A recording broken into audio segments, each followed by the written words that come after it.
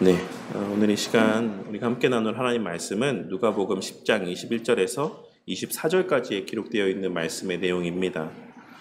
오늘 말씀도 공교롭게도 5년 전쯤에 한번 나눈 적이 있는 말씀의 내용인데 지난 시간에 나누었던 말씀도 그렇고 물론 이제 기억하시는 분은 아시겠지만 오늘 우리가 함께 나눌 말씀도 그때 나누었던 말씀을 이제 다시 반복하는 것이 아니라 제가 최근에 이제 이 말씀에 대한 설교를 듣고 또 이 본문의 말씀을 묵상하며 또 느끼게 되었던 것, 또 깨닫게 되었던 것을 좀 중심으로 설교를 다시 좀 이렇게 작성을 해 보았습니다.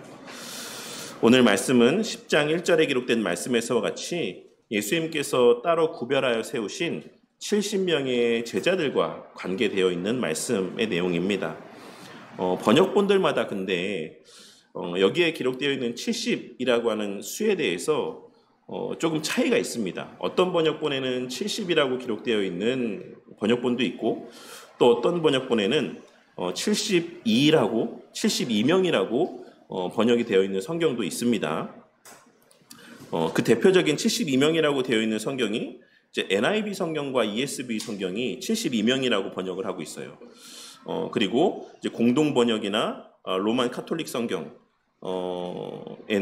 이제 70명이라고 번역이 되어 있고 우리가 보고 있는 이 개역 개정, 개역 한글 성경에도 70명이라고 번역이 되어 있는 것을 알 수 있습니다. 그런데 이제 이 70명이라는 수가 맞냐, 아니면 혹은 72명이라는 수가 맞냐, 라고 하는 것에 대해서 합신의 신약학 교수이신 김영원 교수님은 이 수를 70명이라고 보는 것이 이제 구약과의 어떤 맥락 가운데서 더 좀 합당한 합리적인 어떤 수라고 이렇게 이야기를 하십니다. 왜냐하면 이제 이 70이라는 수가 구약에서의 모세가 세웠던 이제 70명의 장로와도 연결이 되어지고 야곱의 가족이 애굽에 내려갈 때의 수였던 70명의 수, 그리고 창세기 10장에 기록된 노아의 자손들 족속의 수가 70이었습니다. 나중에 이제 시간이 나시면 창세기 10장에 기록된 셈과 함과 야벳을 통해서 출산되어진 이제 자손들을 살펴보면 세보면 아시겠지만 셈을 통해서 26족속, 함을 통해서 30족속, 그리고 야벳을 통해서 14족속이 이렇게 나오게 되는 것을 우리가 창세기 10장의 내용을 통해서 확인할 수가 있습니다. 그러니까 이러한 구약에 명시되어져 있는 70이라는 수와 오늘 말씀에서의 예수님께서 보내신 70이라는 수가 동일한 맥락에서의 연장선상 가운데 있는 수라고 보는 것이 신구약의 어떤 통일성 가운데 합당하다라고 말씀하고 있으신 것입니다. 그리고 이 수는 구약의 용례에서나 또 신약에서의 70명의 제자들과 관련하여서 우리가 확인할 수 있는 것처럼 하나님 나라로서의 교회 공동체를 이제 의미하는 이제 수이기도 하고 또 그 교회 공동체에 부여하신 생육과 번성의 사명, 곧 복음 전파 사명과 관계되어져 있는 수라는 사실을 우리는 이 구약에 기록되었던 70이라는 수에 사용되었던 이 용례를 통해서 확인할 수가 있는 것입니다. 그러니 그런 측면에서 오늘 말씀은 오늘날 이 시대를 살아가는 교회를 향한 교회의 본질적인 사명이 무엇인지에 대한 말씀이고 또 그러한 큰 틀의 주제 가운데 그 안에서의 교회의 진정한 기쁨과 권세와 능력의 본질이 무엇이고 복의 본질이 무엇인지에 대한 말씀이라고 할 수가 있습니다. 이 시간 이 70명의 제자들과 관계된 예수님의 말씀을 통하여서 우리에게 이미 임한 하나님 나라에서의 충만한 복이 무엇이고 그 복은 이 땅에서 살아가는 동안 무엇을 위해 선용되어져야지만 되는 것이며 또한 어떻게 선용되어야 하는 것인지를 깨닫게 되는 은혜가 있길 바랍니다.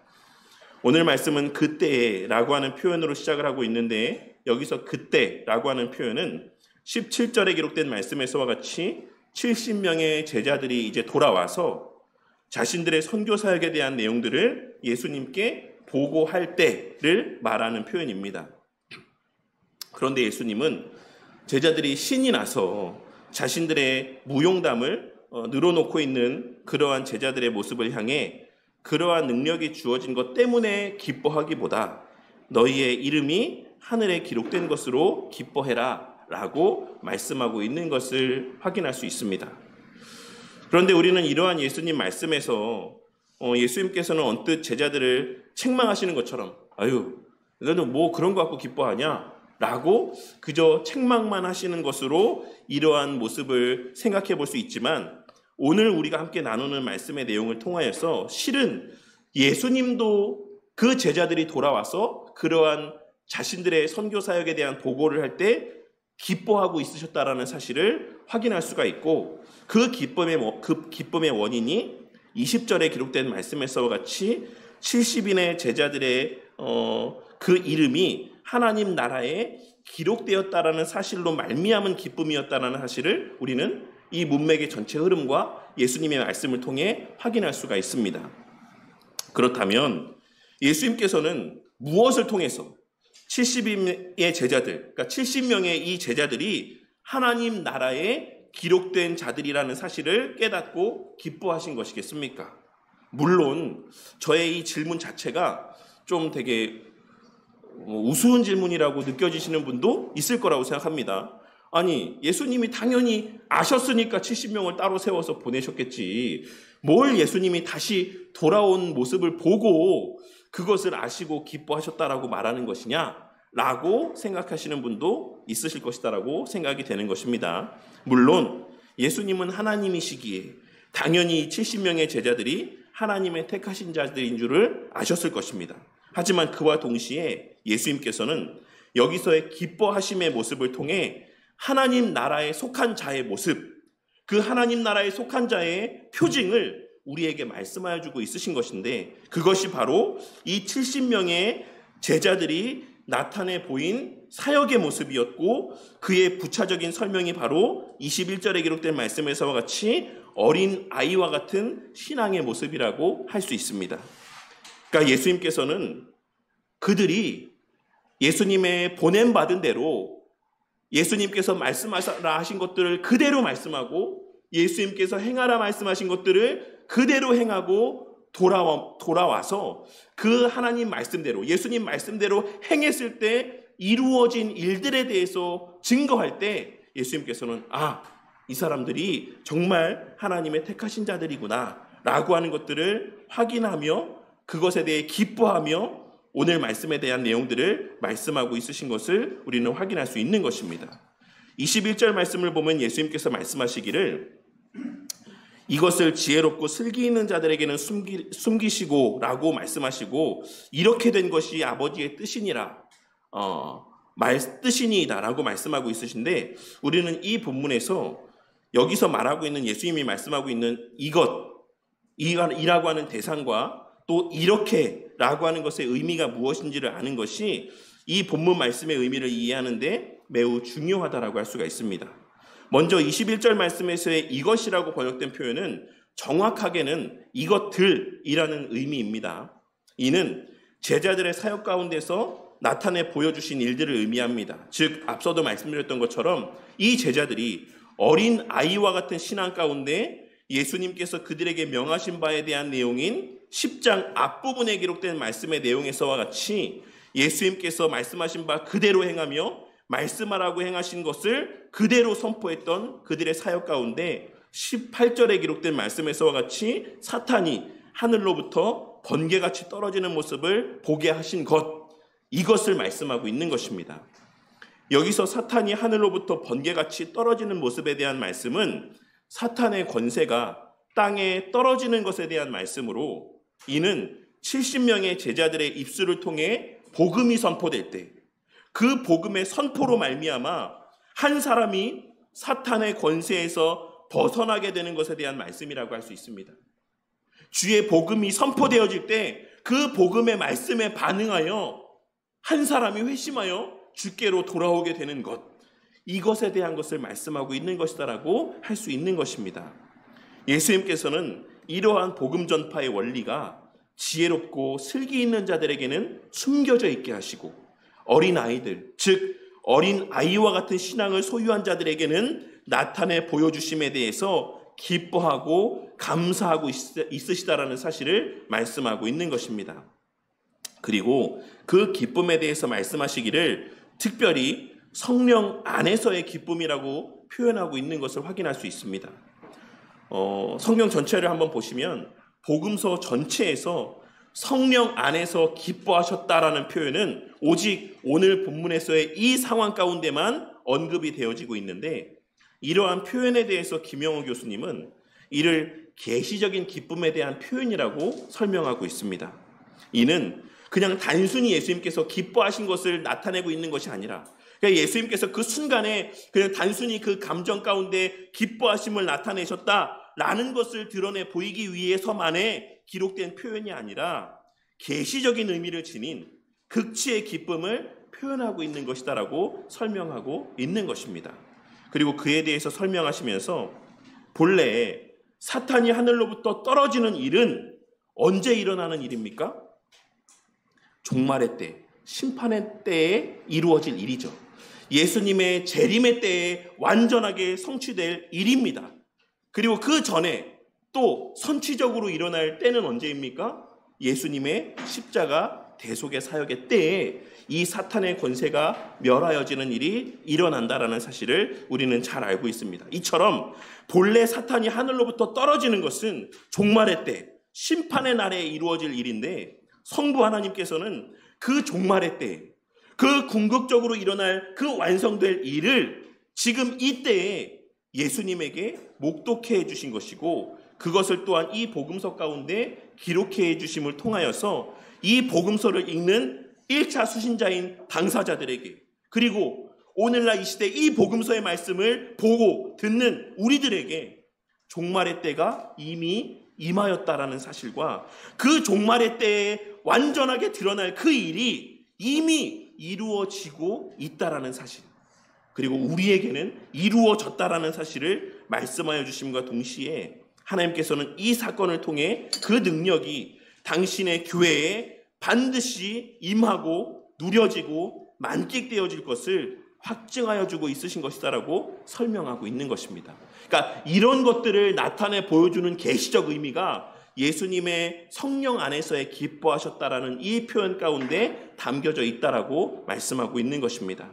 그리고 이 장면을 목도하며 예수님께서도 그 성부 하나님의 장차 행하실 일에 대한 확증의 의미를 발견하고 성령으로 기뻐하셨다라는 사실을 오늘 말씀은 증거하고 있는 것입니다.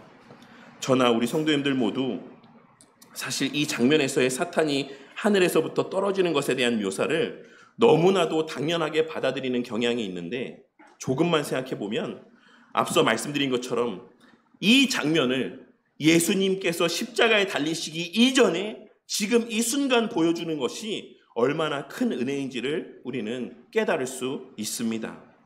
장차 일어날 그 일, 예수님의 십자가 사역을 통해서 이루어질 그 일이 이미 성령 하나님께서 성부 하나님의 그 완전한 역사 가운데 온전히 이루어진 일이다라는 사실을 지금 이 순간에 이러한 모습을 통해서 나타내 보여주고 있으신 것입니다.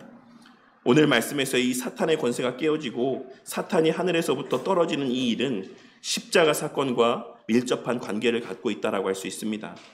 그런데 오늘 말씀의 때는 예수님께서 십자가에 달리시기 전이지 않습니까?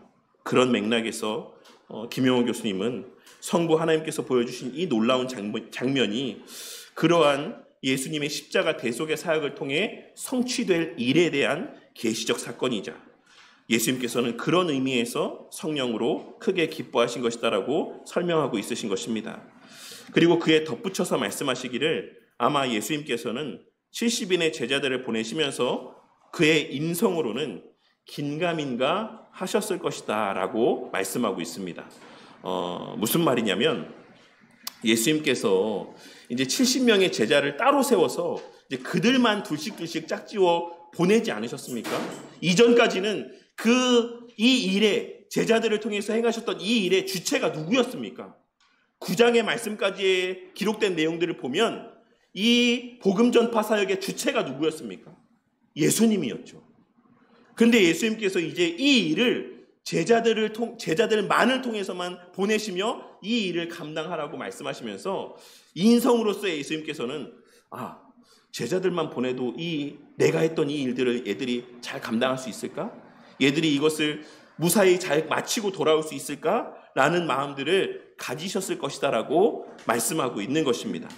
하지만 성부 하나님께서 보여주신 그 놀라운 장면, 그들이 복음을 전할 때 사탄이 하늘로부터 번개같이 떨어지는 그 장면을 목도하며 자신의 십자가 사역으로 말미암아 회복되고 임하게 될 하나님 나라와 그 안에서 하나님 나라 백성들이 누리게 될 권세와 능력을 성자 예수님께서는 확신하게 되었을 것이고 9장까지의 그 행하셨던 놀라운 일들을 이제 앞으로의 교회들이 권능 가운데 감당하게 될 것을 확신하며 성령 안에서 기뻐하셨을 것이다라고 설명하고 있습니다. 이러한 의미들이 오늘 말씀에서의 예수님의 성령 안에서 기뻐하셨다라는 말씀의 의미 가운데 담겨 있다라고 할 수 있는 것입니다. 그리고 이어서 이렇게라고 번역된 표현의 의미는 곧 이것이 하나님 나라가 임하고 확장되게 하시는 원리라는 사실을 말씀하고 있는 것입니다. 오늘날 많은 사람들이 지혜 있고 슬기롭게 행함을 통하여서 하나님의 나라가 확장되고 주의 몸된 교회가 세워지는 것이다라고 생각하지만 예수님께서는 이 지혜 있고 슬기로운 자들과의 대척점에 서 있는 자들이라 할 수 있는 지혜 없는 자, 슬기롭다고 여겨지지 않는 자들의 순수한 신앙, 즉 어린 아이와 같은 순수하고 전적인 신뢰와 순종의 신앙으로 하나님 나라가 확장되고 주의 몸된 교회가 세워지게 하시는 것이 바로 하나님의 뜻이라는 사실을 예수님께서는 오늘 본문의 말씀을 통해 분명하게 말씀하고 있으신 것이고 그것이 바로 그리스도를 아는 자, 예수님의 공생의 삶의 의미를 진정으로 알게 하신 자, 참된 계시를 받은 자들만이 깨달을 수 있는 숨겨진 진리라는 사실을 말씀하여 주고 있으신 것입니다. 본문 말씀에서 지혜라고 번역된 표현은 소피아라고 하는 단어에서 파생된 표현으로 이는 실천적인 지혜, 실제적인 지식 등을 의미하고 슬기로운이라고 번역된 표현은 분별력, 이해력, 통찰력 등을 의미하는 표현입니다. 그러니 예수님께서는 하나님의 나라는 본질적으로 그리고 궁극적으로 하나님에 대한 지식이 깊고 풍성하며 그러한 지식을 많이 소유할 수 있는 능력, 그러한 분별력, 그러한 통찰력, 이러한 능력이 있는 자들, 그리고 그 지식의 의미를 그러한 능력 가운데 깨달은 자들에 의해서 확장되어지는 것이 아닙니다. 오해하지 마시기 바랍니다. 이 말이 이런 지식은 필요 없다라는 것을 말씀드리는 것이 아닙니다. 그런데 여기서 말씀하고 있는 것은 그저 그 지식을 소유하는 것만으로 하나님의 나라가 확장되어지는 것이 아닌, 그래서 더 많은 지식을 소유하면 소유할수록 절로 하나님의 나라가 확장되어져 가는 것이 아닌, 하나님의 나라가 확장되어져 가는 것은 성경이 말하는 기본적인 진리, 어린 아이도 깨달을 수 있는 기본적인 진리를 믿고 신뢰하며 확신함 가운데 그 말씀에 순종하는 사람, 그 말씀대로 행하는 사람,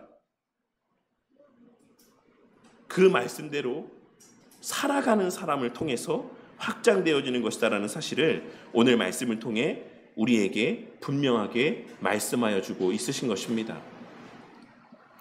전도에 미련한 것을 통하여서 그 수단을 통해서 하나님의 택하신 자들을 부르신다라는 이 단순한 말씀들을 믿고 우리가 복음을 전할 때 그 복음을 듣게 하시고 그 복음에 반응케 하심으로 그 완악했던 마음이 깨어지고 변화되어지며 하나님 나라 백성이 되게 하실 것이다라는 확신 가운데 주님께서 말씀하라고 하신 대로 복음을 전하는 자들, 그리고 그 복음대로 살라고 말씀하신 대로 미련하리 많지 그 복음대로 살아가는 그러한 삶을 통하여서 하나님 나라는 확장되어지는 것이다라는 사실을 예수님께서는 오늘 말씀을 통해 분명하게 말씀하여 주고 있으신 것입니다. 그러한 의미에서 예수님께서는 이 하나님 나라의 원리가 지혜 있는 자, 슬기로운 자들에게는 숨겨져 있다라는 사실을 말씀하여 주고 있으신 것입니다. 그리고 이는 예전에 말씀드렸던 것처럼 오늘날 많은 신학적인 지식을 소유하고 있긴 하지만 복음을 전하는 것에 있어서는 소극적인 모습을 나타내 보이는 많은 이들을 떠올리게 해주는 말씀이라고 생각합니다. 야, 그렇게 해서 누가 전도가 되냐? 그렇게 복음 전한다라고 해서 누가 예수 믿냐? 라고 말을 하면서 실제로 복음과 관계된 말들은 입도 뻥끗하지 않는 삶을 살아가는 자들, 그저 알게 하신 신학적인 지식들을 그 마음 안에만 꽁꽁 싸매고 그 지식에 지식을 더해가면서도 그것을 입 밖에 내어 복음을 전하는 데 있어서는 너무나도 인색한 삶을 살아가는 자들, 그러한 자들이 떠올려지는 말씀이라고 할 수가 있는 것입니다. 이와 관련하여서는 오늘 오후 신학 강좌 시간에 좀 더 깊이 이와 관련된 내용들을 좀 나누도록 하겠습니다. 그리고 그에 덧붙여서 하나님께서는 오늘 말씀에서 지혜롭고 슬기로운 자라고 표현하고 있는 자들은 그 자신의 그 지식과 깨달음을 행동하기 위한 목적에서 소유하는 것이 아닌, 그것을 실천하기 위한 목적에서 소유하는 것이 아닌, 누군가를 판단하고 누군가를 검증하고 누군가를 시험하기 위한 수단으로 소유한다라는 사실을 지적하고 있습니다. 그 사실을 어떻게 확인할 수 있습니까? 바로 이어지는 25절의 말씀을 통해서입니다. 이어지는 말씀을 보면 한 율법교사가 등장하고 있는데, 여기서의 율법교사야말로 당시의 시대 가운데 가장 지혜롭고 가장 슬기로운 자라고 여김받는 자라 할 수 있습니다. 하지만 하나님께서는 그에게 있는 그 지식과 지혜는 행하기 위한 지식과 지혜가 아닌, 그 지식을 전함으로써 하나님의 택하신 자를 한 사람이라도 더 구원하기 위해서 소유하고 있는 지식이 아닌, 남을 이롭게 하기 위해서 소유하고 있는 지혜가 아닌, 누군가를 판단하고 시험하기 위한 지식과 지혜였다라는 사실을 예수님을 시험하기 위한 목적에서 건네는 질문을 통해 분명하게 말씀하여 주고 있으신 것입니다. 그리고 이 율법교사와의 대화를 통해 하나님께서는 하나님의 나라는 행함이 있는 지식, 살아있는 지식을 소유한 자들을 통해 확장되어지는 것이고, 그러한 지식과 그 지식에 수반된 삶은 어떤 거창한 것이 아닌 이어지는 선한 사마리아인의 비유의 말씀에서와 같이 예수님께서 그러하셨던 것처럼 상처받고 연약하며 고통 가운데 있는 자들의 이웃이 되어주는 참된 사랑의 삶, 궁극적으로는 예수 십자가 복음을 들려줌을 통해 그의 죄에 매여있는 삶에서 참된 자유와 복을 누리게 하는 삶으로의 인도하는 것이다라는 사실을 말씀하여 주고 있으신 것입니다. 이것이 하나님 나라의 확장의 원리다. 어떤 거창한 지식을 아는 것을 통해서 하나님의 나라가 확장되어지는 것이 아니라, 어떤 고상한 지식을 알게 되는 것을 통해서 하나님의 나라가 확장되어지는 것이 아니라, 단순한 하나님의 말씀, 예수 믿어야 구원받는다, 예수님을 믿는 것 외에는 다른 구원의 길이 없다, 예수님께서 앞에서 70인의 제자들을 파송하시면서 하셨던 이러한 말씀들, 이러한 단순한 진리와 복음들을 알고 행하는 것을 통하여서 하나님의 나라는 확장되어지는 것이다라는 사실을 오늘 본문의 말씀을 통해 우리에게 말씀하여 주고 있으신 것입니다.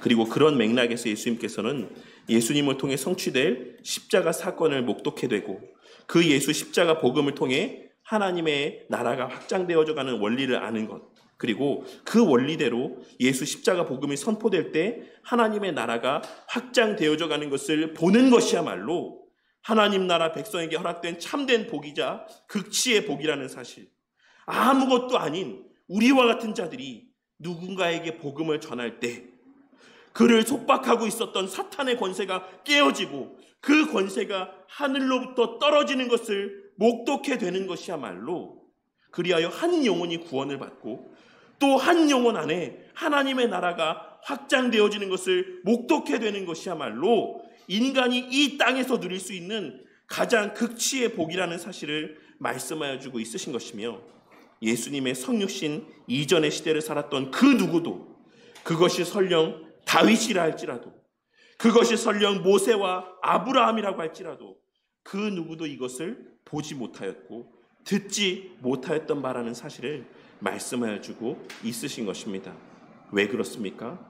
그들은 예수님의 십자가에 달려 죽으시는 사건을 보지 못하였고 그 복음의 의미를 깨닫지 못하였기 때문에 그렇습니다.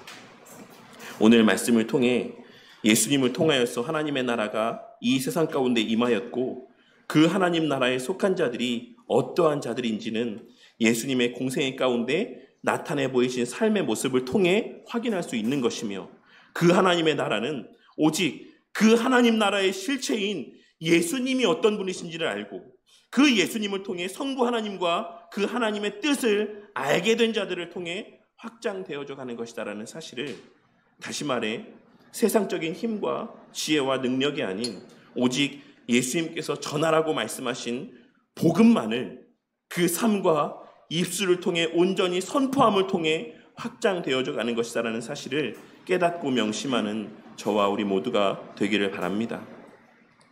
이러한 사실을 알게 된 것이 오늘날 우리가 누리는 극치의 복입니다. 오늘날 많은 사람들이 물질적으로 부유한 삶을 사는 것이 복된 삶이라고 말하고 세상적으로 형통한 삶을 사는 것을 복된 삶이라고 말하며 이 땅에서 무병장수하는 삶을 복된 삶이라고 말하지만 오늘 말씀에서 예수님께서 말씀하고 있으신 복은 그러한 사람들의 생각과는 같지 않았다라는 사실을 오늘 말씀을 통해 다시 한번 깨닫게 되는 은혜가 있으시기를 바랍니다. 예수님께서 말씀하시는 참된 복은 첫째로 예수님의 성육신과 죽으심과 부활하심과 승천하심을 통해 이제 이 땅에 하나님의 나라가 임하였고 세워졌다라는 것을 알고 그것을 목도하는 삶을 사는 것을 의미합니다. 우리는 이것을 어디서 봅니까? 우리는 하나님 나라의 현시인 교회에서 볼 수 있습니다. 예수님께서 예수님의 몸이라고 말씀하신 이 교회에서 우리는 교회의 머리 되신 예수님의 온전한 통치와 보호하심 가운데 한 몸으로 교제하며 사랑하고 섬기는 모습을 통해 이미 임한 하나님 나라를 볼 수가 있는 것이고 예수님의 십자가 대속의 사역을 통해 성취된 것이 무엇인지를 우리의 두 눈으로 목도하며 살아갈 수가 있는 것입니다. 이것을 목도하며 살아가는 것이 바로 우리에게 허락된 극치의 복 가운데 하나라고 할 수가 있는 것입니다. 둘째로는 아무것도 아닌 우리와 같은 자들이 복음을 전할 때 사탄의 권세가 하늘로부터 떨어지는 것을 목독해 되는 것이 우리가 이 땅에서 누리는 극치의 복 가운데 하나라고 할 수 있습니다. 다시 말해 우리를 통해 하나님의 나라가 확장되어져 가는 것을 보는 것이야말로 성도들이 누릴 수 있는 참된 복이라는 것입니다. 이는 오직 복음을 전하는 자들만이 누릴 수 있는 복입니다. 그리고 이 복은 하나님 나라에 속한 자라면 모두에게 열려있는 복이자 반드시 누리게 하시는 복입니다. 왜냐하면 이 복을 누리게 하시기 위해 예수님께서는 당신의 제자들에게 복음을 전할 것을 명령하셨기 때문입니다. 복음을 전하는 것은 우리의 선택의 영역에 있는 문제가 아닌 해도 되고 하지 않아도 되는 문제가 아닌 형편이 되면 하고 형편이 되지 않으면 하지 않아도 되는 문제가 아닌 당위의 영역, 의무의 영역에 속해 있는 모습이라는 사실을 오늘 말씀을 통해 다시 한번 깨닫고 마음에 새기는 저와 우리 모두가 되기를 바랍니다. 우리에게 복음을 알게 하신 것은 그 복음을 전하며 이미 임한 하나님 나라의 그 권능의 실체를 목독해 하시기 위함이기도 함을 오늘 말씀을 통해 깨닫게 되는 은혜가 있으시기를 바랍니다. 성도님들에게 교리를 배우게 하신 것, 다른 사람들보다 더 많고 풍성한 성경적 지식을 알게 하신 것은 율법 교사와 같이 누군가를 시험하고 누군가를 판단하고 누군가를 정죄하게 하시기 위함이 아닌 내가 보니까 저 사람은 글러먹었다.